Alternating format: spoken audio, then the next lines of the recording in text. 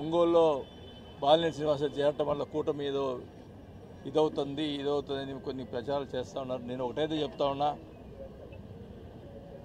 అధ్యక్షుడు ఆయన మాట ప్రకారమే నడుచుకుంటాం తప్ప ఎక్కడ కూడా తేడా లేకుండా చేస్తామని చెప్పి కూడా తెలియజేసుకుంటా ఉన్నాం.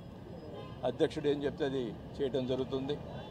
అంటే మొదటి నుంచి ఉన్నటువంటి జనసేనలో ఉన్నటువంటి నాయకులు కానీ కార్యకర్తలు కానీ అలాగే ఇప్పుడు కొత్తగా చేరుతున్నటువంటి వాళ్ళు కూడా జనసేన పార్టీ చేరుతున్న వాళ్ళందరూ కూడా కలిసికట్టుగా మరి పార్టీని అభివృద్ధి చేసేదానికోసం మా శాయశక్తి కృషి చేస్తామని చెప్పి కూడా తెలియజేసుకుంటా ఉన్నాం. ఎక్కడ కూడా మొదటి నుంచి కూడా నేను 35 సంవత్సరాల నుంచి కూడా ఎక్కడ కూడా వివాదం అనేది లేకుండా చేసుకోవడం జరిగింది. ఈ మధ్య కొన్ని చిన్నవి జరుగుతూ ఉన్నాయి. అవన్నీ కూడా సర్దుమణుతాయని కూడా భావిస్తూ ఉన్నాం. ఏమైనా కానీ పవన్ కళ్యాణ్ గారు కూటమి అనేది ముందు కూడా ఈ కూటమి ఎప్పుడు కూడా కలిసి ఉండాలని చెప్పి కూడా నేను కోరుకుంటా ఉన్నా.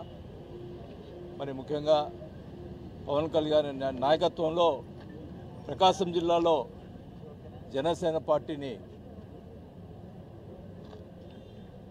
పైకి తీసుకొచ్చేదానికోసం ఇంకా స్ట్రక్చర్ బాగా బిల్డప్ చేసుకునే దానికోసం మరి పాత ఉన్నటువంటి నాయకులు మరి అరుణ కానీ రియాజ్ అదే బాల వీళ్ళందరూ కూడా వీళ్ళతో పాటు కొత్తగా వచ్చిన వాళ్ళందరితో కలిసి జనసేన పార్టీని డెవలప్ చేసేదానికి మా సాయకులు కృషి చేస్తామని చెప్పి కూడా తెలియజేసుకుంటూ మరి ఈరోజు ఈ పార్టీలో చేరుతున్నందుకు మరి ఈ అవకాశం ఇచ్చినటువంటి పవన్ కళ్యాణ్ గారికి మరి అందరికి కూడా మొదటి నుంచి ఉన్నటువంటి నాయకులు మరి నాదెండ్ల మనోహర్ కానీ ఇట్లాంటి మరి నాగబాబు గారు కానీ వీళ్ళందరూ కూడా నా కృతజ్ఞతలు తెలియజేసుకుంటూ మరి ఈరోజు ఈ కార్యక్రమాన్ని మరి ఒంగోలు నుంచి కూడా చాలామంది ముందుగా అయితే ఎక్కువ మంది ర్యాలీ రాకూడదని చెప్పి అనుకున్నారు.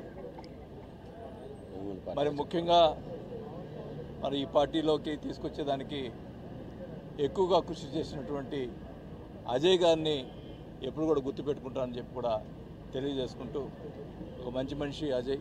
మరి అజయ్ గారి ఆయన మరి పార్టీలో ఉన్నటువంటి అందరితో